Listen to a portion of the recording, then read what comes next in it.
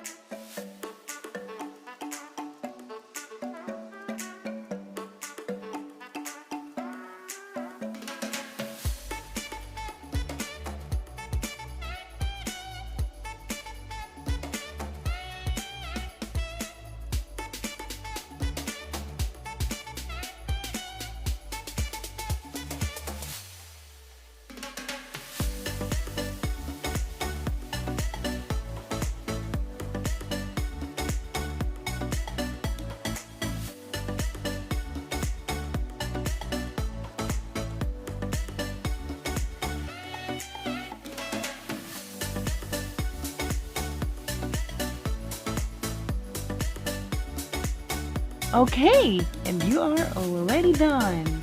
Okay guys, thank you for watching our video. Don't forget to give us a thumbs up. You can follow us on Instagram at Caterpillar Network. And of course, don't forget to subscribe. We will see you next time for the next video. Bye!